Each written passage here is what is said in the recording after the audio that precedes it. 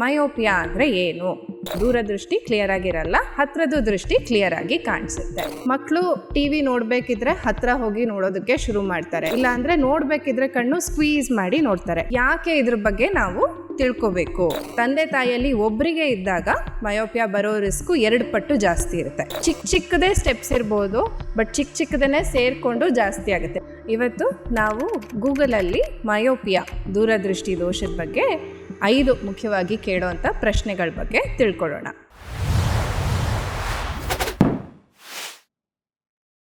ನಮಸ್ಕಾರ, ನನ್ನ ಹೆಸರು ಡಾಕ್ಟರ್ ಸ್ವಾತಿ. ನಾನು ನಾರಾಯಣ್ ನೇತ್ರಾಲಯದಲ್ಲಿ ಪೀಡಿಯಾಟ್ರಿಕ್ ಆಫ್ಥಾಲ್ಮಾಲಜಿಸ್ಟ್ ಆಗಿ ಕೆಲಸ ಮಾಡ್ತಾ ಇದ್ದೀನಿ. ಮಯೋಪಿಯಾ ಅಂದರೆ ಏನು? ಈಗ ದೂರದೃಷ್ಟಿ ದೋಷ ವರ್ಡ್ ಹೇಳ್ದಂಗೆ ದೂರದ ದೃಷ್ಟಿ ಮಬ್ಬಾಗಿ ಕಾಣಿಸುತ್ತೆ. ದೂರದೃಷ್ಟಿ ಕ್ಲಿಯರ್ ಆಗಿರಲ್ಲ, ಹತ್ರದ ದೃಷ್ಟಿ ಕ್ಲಿಯರ್ ಆಗಿ ಕಾಣಿಸುತ್ತೆ. ಯಾಕೆ ಆಗುತ್ತೆ ಈ ಥರದ ತೊಂದರೆ? ಈಗ ದೂರದ ಬೆಳಕಿನ ಕಿರಣಗಳು ಕಣ್ಣಲ್ಲಿ ಫೋಕಸ್ ಆಗಬೇಕಿದ್ರೆ ಕಣ್ಣಿನ ಪರದೆಯಲ್ಲಿ ಫೋವಿಯಾ ಅನ್ನೋ ಜಾಗಕ್ಕೆ ಬಂದು ನಾರ್ಮಲ್ ಆಗಿ ಫೋಕಸ್ ಆಗಬೇಕು.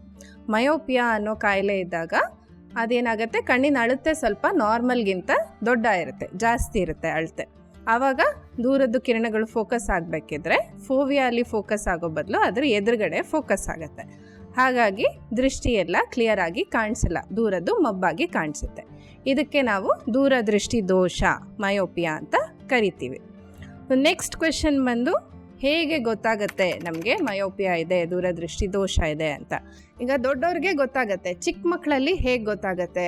ಅದರದ್ದೇನು ಸಿಂಪ್ಟಮ್ಸು ಅಂದರೆ, ಲಕ್ಷಣಗಳನ್ನು ನೋಡಿದಾಗ ಮಕ್ಕಳು ಟಿ ವಿ ನೋಡಬೇಕಿದ್ರೆ ಹತ್ತಿರ ಹೋಗಿ ನೋಡೋದಕ್ಕೆ ಶುರು ಮಾಡ್ತಾರೆ. ಹಿಂದೆ ಹೋಗಿ ಕೂತ್ಕೋ ಅಂತ ಹೇಳಿದ್ರು ಸ್ವಲ್ಪ ಹೊತ್ತಾದ್ಮೇಲೆ ಮತ್ತೆ ಬಂದು ಮುಂದೆ ನೋಡ್ತಾರೆ. ಯಾಕಂದರೆ ದೂರದಿಂದ ನೋಡಿದಾಗ ಮಬ್ಬಾಗಿರುತ್ತೆ, ಹತ್ತಿರ ಹೋದಾಗ ಅವರಿಗೆ ಕ್ಲಿಯರ್ ಆಗಿ ಕಾಣಿಸುತ್ತೆ. ಇಲ್ಲ ಅಂದರೆ ನೋಡಬೇಕಿದ್ರೆ ಕಣ್ಣು ಸ್ಕ್ವೀಸ್ ಮಾಡಿ ನೋಡ್ತಾರೆ, ಕಣ್ಣು ನಾರ್ಮಲಾಗಿ ಓಪನ್ ಮಾಡಿರಲ್ಲ, ಕಣ್ಣು ಚಿಕ್ಕದಾಗಿ ಇಟ್ಕೊಂಡು ನೋಡ್ತಾರೆ ಏನಾದ್ರು ಫೋಕಸ್ ಮಾಡ್ತಿದ್ದಾರೆ ಅಂದಾಗ. ಈ ಥರದ್ದೆಲ್ಲ ಲಕ್ಷಣ ಇದ್ದಾಗ ಮಕ್ಕಳಲ್ಲಿ ದೂರದೃಷ್ಟಿ ದೋಷ ಇರೋ ಚಾನ್ಸಸ್ ಇರುತ್ತೆ. ನೆಕ್ಸ್ಟ್ ಕ್ವೆಶನ್ ಏನು ಅಂತ ಹೇಳಿದ್ರೆ, ಯಾಕೆ ಇದ್ರ ಬಗ್ಗೆ ನಾವು ತಿಳ್ಕೋಬೇಕು? ದೂರದೃಷ್ಟಿ ದೋಷ ಇದೆ, ಸರಿ. ದೂರದೃಷ್ಟಿ ದೋಷ ಚಿಕ್ಕ ವಯಸ್ಸಲ್ಲೇ ಬಂತು, ಮಕ್ಕಳಿಗೆ ಬೆಳೆಯೋ ವಯಸ್ಸಲ್ಲಿ ಬಂತು ಅಂತ ಇದ್ದಾಗ ಅದು ಬೆಳವಣಿಗೆ ಜೊತೆಗೆ ಆ ದೂರದೃಷ್ಟಿ ದೋಷ ನಂಬರ್ ಏನು ಹೇಳ್ತೀವಿ, ಗ್ಲಾಸ್ ನಂಬರ್, ಅದು ಕೂಡ ಜಾಸ್ತಿ ಆಗ್ತಾ ಹೋಗೋ ಚಾನ್ಸ್ ಇರುತ್ತೆ. ಮಯೋಪಿಯಾ ಪ್ರೋಗ್ರೆಷನ್ ಅಂತ ಹೇಳ್ತೀವಿ. ಓಕೆ, ಅದಲ್ಲದೆ ಜಾಸ್ತಿ ಆಗೋದ್ರಿಂದ ಏನಾಗುತ್ತೆ, ಹೈ ಮಯೋಪಿಯಾ ಮೈನಸ್ ನಂಬರ್ ಅನ್ನೋದು -6ಗಿಂತ ಜಾಸ್ತಿ ಇದ್ದಾಗ ಬೇರೆ ಕಣ್ಣಲ್ಲಿ ತೊಂದರೆಗಳು ಕೂಡ ಜಾಸ್ತಿ ಆಗುತ್ತೆ. ಹಿಂದೆ ಕಣ್ಣಿನ ಪರದೆ ಏನು ಹೇಳ್ತೀವಿ, ರೆಟಿನಾ ಏನು ಹೇಳ್ತೀವಿ, ಅದು ಕೂಡ ಸ್ಟ್ರೆಚ್ ಆಗುತ್ತೆ. ಆವಾಗ ಪರದೆಯಲ್ಲಿ ಬೇರೆ ಥರದ್ದು ತೊಂದರೆ, ಪರದೆ ಬಿಚ್ಕೊಳ್ಳೋದು, ಇಲ್ಲ ಪರದೆಯಲ್ಲಿ ವೀಕ್ ಏರಿಯಾಸ್ ಆಗೋ ಚಾನ್ಸಸ್ಸು ಜಾಸ್ತಿ ಇರುತ್ತೆ. ಅದಲ್ಲದೆ ಕಣ್ಣಲ್ಲಿ ಬೇರೆ ತೊಂದರೆಗಳಿರೋದು, ಹೇಗೆ ಕಣ್ಣಲ್ಲಿ ಪ್ರೆಷರ್ ಹೇಳ್ತೀವಿ, ಗ್ಲಾಕೋಮಾ ಅನ್ನೋ ತೊಂದರೆ ಹೇಳ್ತೀವಿ, ಇಲ್ಲ ಕಣ್ಣಲ್ಲಿ ಪೊರೆ ಆಗೋ ಚಾನ್ಸು, ಕ್ಯಾಟ್ರಾಕ್ಟ್ ಏನಿದೆ ಅದೆಲ್ಲದು ಕೂಡ ಜಾಸ್ತಿ ಆಗ್ತಾ ಹೋಗುತ್ತೆ. ಇದೆಲ್ಲ ಕಾರಣದಿಂದ ಹೈ ಮಯೋಪಿಯಾ ಮೈನಸ್ ನಂಬರ್ ಜಾಸ್ತಿ ಆಗದೆ ಇರೋ ಥರ ನಾವು ಕಾಳಜಿ ವಹಿಸಬೇಕು. ನೆಕ್ಸ್ಟ್ ಕ್ವೆಶನ್ ಬಂದು, ಯಾವುದರಿಂದ ಬರೋ ರಿಸ್ಕ್ ಇರುತ್ತೆ ನಮಗೆ ಮಯೋಪಿಯಾ ಅಲ್ಲಿ? ರಿಸ್ಕ್ ಫ್ಯಾಕ್ಟರ್ಸ್ ಏನಿದೆ ಇದರಲ್ಲಿ? First thing is heredity. ಆನುವಂಶಿಕವಾಗಿ ಈಗ ತಂದೆಗಿದೆ ಇಲ್ಲ ತಾಯಿಗಿದೆ ಅಂತಾಗ ಮಕ್ಕಳಲ್ಲಿ ಬರೋದು ರಿಸ್ಕ್ ಇರುತ್ತೆ. ತಂದೆ ತಾಯಿಯಲ್ಲಿ ಒಬ್ಬರಿಗೆ ಇದ್ದಾಗ ಮಯೋಪಿಯಾ ಬರೋ ರಿಸ್ಕು 2 ಪಟ್ಟು ಜಾಸ್ತಿ ಇರುತ್ತೆ. ಅದೇ ತಂದೆ ತಾಯಿ ಇಬ್ಬರಿಗೂ ಮಯೋಪಿಯಾ ಇದೆ ಅಂದಾಗ ಅದು 5ರಿಂದ 6 ಪಟ್ಟು ಜಾಸ್ತಿ ಇರುತ್ತೆ. ಹಾಗಾಗಿ ಯಾರಿಗೆ ಮೈನಸ್ ನಂಬರ್ ಇದೆ ಅವ್ರ ಮಕ್ಕಳಲ್ಲಿ ಬರೋ ರಿಸ್ಕು ಜಾಸ್ತಿ ಇರುತ್ತೆ. ಅದು ಒಂದೇನಾ, ಸರಿ ತಂದೆ ತಾಯಿಗೆ ಇಲ್ಲ ಅಪ್ಪ ಹಾಗೆಂತಿದ್ರೆ ನಮ್ಮ ಮಕ್ಳಿಗೆ ಬರೋದು ರಿಸ್ಕೇ ಇಲ್ಲ ಅಂತ ಇರುತ್ತಾ? ಹಾಗೆ ಇಲ್ಲ. ಅದಲ್ಲದೆ ಕೂಡ ಎನ್ವಿರಾನ್ಮೆಂಟಲ್ ಫ್ಯಾಕ್ಟರ್ಸ್ ಅಂತ ಹೇಳ್ತೀವಿ. ಸುತ್ತಮುತ್ತಲು ಹೇಗಿರುತ್ತೆ ಮತ್ತು ಅದ್ರ ಜೀವನ ಶೈಲಿ ಹೇಗಿದೆ, ಅದ್ರ ಮೇಲಿಂದ ಕೂಡ ಬರೋ ರಿಸ್ಕ್ ಇರುತ್ತೆ. ಇವಾಗ ನಾವು ನೋಡ್ದಂಗೆ, ಈಗ ನಾವು ಇಲ್ಲ ನಮ್ಮ ಪೀಳಿಗೆ ಏನಿದೆ, ಮಕ್ಕಳು ಹೆಚ್ಚಿನದಾಗಿ ಮನೆ ಒಳಗಡೆನೇ ಇರ್ತಾರೆ, ಆಕ್ಟಿವಿಟೀಸ್ ಮಾಡ್ತಾರೆ ಅಂದರೆ ಅದಕ್ಕೆ ಕೂಡ ಮತ್ತೆ ಆನ್ಲೈನ್ ಕ್ಲಾಸಸ್ ಇರುತ್ತೆ. ಹಾಗಿದ್ದಾಗ ಏನಾಗುತ್ತೆ, ಮಕ್ಕಳು ಹೊರಗಡೆ ಹೋಗಿ ಆಟ ಆಡೋದು ಕಮ್ಮಿ ಇರುತ್ತೆ.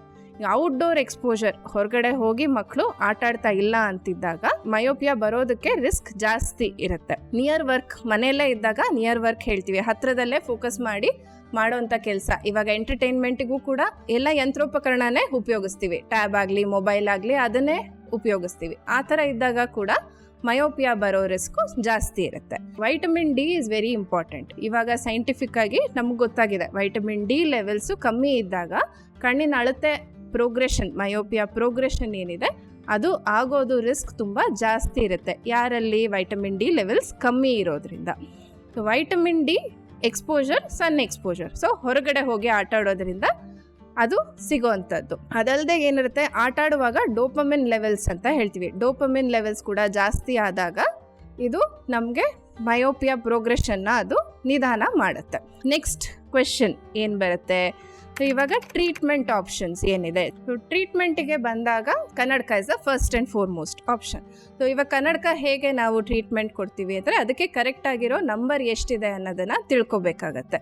ದೊಡ್ಡವರಲ್ಲಿ ಕನ್ನಡಕದ ನಂಬರ್ ಚೆಕ್ ಮಾಡಿದಾಗ ಗೊತ್ತಾಗುತ್ತೆ. ಮಕ್ಕಳಲ್ಲಿ ಆದರೆ ಅದನ್ನು ಕರೆಕ್ಟಾಗಿ ತಿಳ್ಕೊಬೇಕು ಅಂದರೆ ಅದಕ್ಕೆ ಡ್ರಾಪ್ಸ್ ಹಾಕಿ ಚೆಕ್ ಮಾಡಿಸ್ಬೇಕು. ಡ್ರಾಪ್ಸ್ ಹಾಕಿ ಕನ್ನಡಕದ ನಂಬರ್ನ ಚೆಕ್ ಮಾಡಿ ಮಕ್ಕಳಲ್ಲಿ ಆ ಕನ್ನಡಕನ ರೆಗ್ಯುಲರ್ ಆಗಿ ಬಳಸಬೇಕಾಗತ್ತೆ. ಸೊ ಕನ್ನಡಕನ ಸರಿ ನನಗೆ ದೂರದ ಮಾತ್ರ ಕಾಣಿಸೋದಿಲ್ಲ, ಕನ್ನಡಕ ಹಾಕಿದ್ರೆ ಅದಕ್ಕೆ ಮಾತ್ರ ಕನ್ನಡಕ ಹಾಕ್ತೀನಿ, ಹತ್ರದ ಹೇಗಿದ್ರೂ ನನಗೆ ಕನ್ನಡಕ ಇಲ್ಲದೆ ಕೂಡ ಕಾಣಿಸುತ್ತೆ, ಹಾಗೆ ಮ್ಯಾನೇಜ್ ಮಾಡ್ಬೋದು, ಹೊರಗಡೆ ಹೋಗಬೇಕಿದ್ರೆ ಮಾತ್ರ ಹಾಕೋತೀನಿ, ಹಾಗಾಗಿದ್ರೆ ನಡೆಯುತ್ತಾ?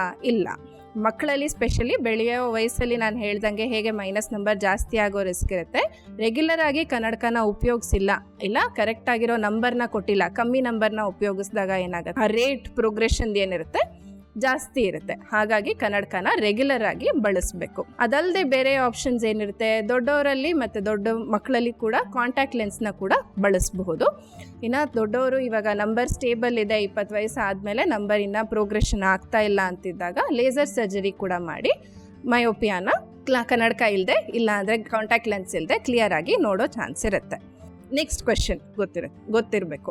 ಸೊ ಪ್ರೋಗ್ರೆಷನ್ನ ಪ್ರಿವೆಂಟ್ ಮಾಡೋದಕ್ಕೆ ಕೂಡ ಅವೈಲೇಬಲ್ ಇರುತ್ತೆ. ಲೋ ಡೋಸ್ ಅಟ್ರೋಪಿನ್ ಅಂತ ಹೇಳ್ತೀವಿ. ಸೊ 0.01% ಅಟ್ರೋಪಿನ್ ಅಂತ ಹೇಳ್ತೀವಿ. ಸೊ ಈ ಡ್ರಾಪ್ಸ್ನ ದಿನ ರಾತ್ರಿ ಒಂದೊಂದು ಹನಿ 2 ಕಣ್ಣಿಗೆ ಹಾಕಿದಾಗ ಮೈನಸ್ ನಂಬರ್ ಪ್ರೋಗ್ರೆಷನ್ನು ಆಗೋ ಚಾನ್ಸು ಕಮ್ಮಿ ಇರುತ್ತೆ. 50-60% ಕಮ್ಮಿ ಆಗುತ್ತೆ. ಸೊ ಇದನ್ನು ಒಂದ್ಸಲ ಬಳಸಲಿಕ್ಕೆ ಶುರು ಮಾಡಿದ್ರೆ ಅಟ್ಲೀಸ್ಟ್ 1-2 ವರ್ಷ 3 ವರ್ಷ ಅಟ್ಲೀಸ್ಟ್ ಬೇಕಾಗುತ್ತೆ. ಅದಲ್ಲದೆ ಏನಿರುತ್ತೆ, ಮಯೋಪಿಯಾ ಕಂಟ್ರೋಲ್ ಗ್ಲಾಸಸ್ ಅಂತ ಕೂಡ ಬರುತ್ತೆ, ಡಿಫೋಕಸ್ ಗ್ಲಾಸಸ್ ಅಂತ ಇರುತ್ತೆ. ಸೊ ಈ ಥರದ ಕನ್ನಡಕದಿಂದ ಕೂಡ ಮೈನಸ್ ನಂಬರ್ ಪ್ರೋಗ್ರೆಷನ್ನ ಪೂರ್ತಿ ನಿಲ್ಲಿಸೋದಕ್ಕೆ ಆಗಲ್ಲ. ಈಗ ಡ್ರಾಪ್ಸೇ ಆಗಲಿ ಇಲ್ಲ ಡಿಫೋಕಸ್ ಗ್ಲಾಸಸ್ಸಲ್ಲೇ ಆಗಲಿ ಒಂದ್ಸಲ ಹಾಕ್ಲಿಕ್ಕೆ ಶುರು ಮಾಡಿದ್ರೆ ಎಷ್ಟು ನಂಬರ್ ಇದೆ ಅಲ್ಲಿಗೇನೆ ಸ್ಥಗಿತವಾಗಿರುತ್ತಾ? ಹಾಗಿರೋದಿಲ್ಲ. ಆವಾಗಲೂ ಕೂಡ ಸ್ವಲ್ಪ ಜಾಸ್ತಿ ಆಗ್ಬೋದು, ಬಟ್ ಏನೂ ಮಾಡದೇ ಇರೋದಕ್ಕಿಂತ ಕಂಪ್ಯಾರಿಸನಲ್ಲಿ ಇದು ಕಮ್ಮಿ ಮಾಡುತ್ತೆ. ಅದಲ್ಲದೆ ಏನಿದೆ, ಅದೆರಡನ್ನ ಬಿಟ್ಟು ಇನ್ನೊಂದು ಆರ್ಥೋಕೆರಟಾಲಜಿ ಅಂತ ಇರುತ್ತೆ. ಕಾಂಟ್ಯಾಕ್ಟ್ ಲೆನ್ಸ್ ಥರ ಇರುತ್ತೆ. ರಾತ್ರಿ ಮಲಗುವಾಗ ಹಾಕೋಬೇಕು, ಆಮೇಲೆ ಮಲಗಿ ಎದ್ದ ಮೇಲೆ ಅದನ್ನು ಲೆನ್ಸ್ನ ತೆಗೆದಿಡಬೇಕು. ಅದರಿಂದ ಏನಿರುತ್ತೆ, ಹಗಲಲ್ಲೆಲ್ಲದೂ ಏನು ಕನ್ನಡಕ ಇಲ್ಲ, ಕಾಂಟ್ಯಾಕ್ಟ್ ಲೆನ್ಸ್ ಇಲ್ಲದೆ ದೃಷ್ಟಿ ಕ್ಲಿಯರಾಗಿ ಕಾಣಿಸುತ್ತೆ. ಅದೊಂದು ಅಡ್ವಾಂಟೇಜ್ ಅಲ್ಲದೆ ಪ್ರೋಗ್ರೆಷನ್ ಏನು ಹೇಳಿದೆ, ನಂಬರ್ ಜಾಸ್ತಿ ಆಗೋ ರಿಸ್ಕ್ ಕೂಡ ಈ ಲೆನ್ಸ್ ಮುಖಾಂತರ ಕಮ್ಮಿ ಆಗುತ್ತೆ. ಮೇನ್ ಏಮು ಏನೇ ಇದ್ರೂ ಮಯೋಪಿಯಾ ಆದಷ್ಟು ಕಮ್ಮಿ ಮಾಡಬೇಕು. ಮಯೋಪಿಯಾ ಇದ್ದವರಲ್ಲಿ ಕೂಡ ಪ್ರೋಗ್ರೆಷನ್ನ ಕಮ್ಮಿ ಮಾಡಿ ಹೈ ಮಯೋಪಿಯಾ ಆಗೋ ರಿಸ್ಕ್ನ ನಾವು ತಡೆಗಟ್ಟಬೇಕಾಗತ್ತೆ. ಸೊ ಇದರಲ್ಲಿ ಮೇಯ್ನಾಗಿ ಸ್ಕೂಲ್ಸು, ಪೇರೆಂಟ್ಸು, ಎಜುಕೇಷನ್ ಅಲ್ಲದೆ ಎಲ್ಲ ಕಡೆಯೂ ಕೂಡ ಇದ್ರ ಬಗ್ಗೆ ಮಾಹಿತಿನ ಸ್ಪ್ರೆಡ್ ಮಾಡಬೇಕಾಗತ್ತೆ. ಹೀಗೆ ತಿಳ್ಕೊಂಡಾಗ ಮಯೋಪಿಯಾ ಬಗ್ಗೆ ನಾವು ಕೂಡ ಜಾಗರೂಕರಾಗಿರ್ತೀವಿ. ಇನ್ನೂ ನಿಮಗೆ ಏನಾದರೂ ಮಯೋಪಿಯಾ ಬಗ್ಗೆ ಜಾಸ್ತಿ ತಿಳ್ಕೊಬೇಕು ಅಂತ ಇದ್ದಲ್ಲಿ ಹತ್ತಿರದಲ್ಲಿ ಇರೋ ನಿಮ್ಮ ಆಫ್ಥಲ್ಮಾಲಜಿಸ್ಟ್ ಹತ್ರ ಚೆಕಪ್ ಮಾಡಿಸ್ಕೊಳ್ಳಿ. ಧನ್ಯವಾದ.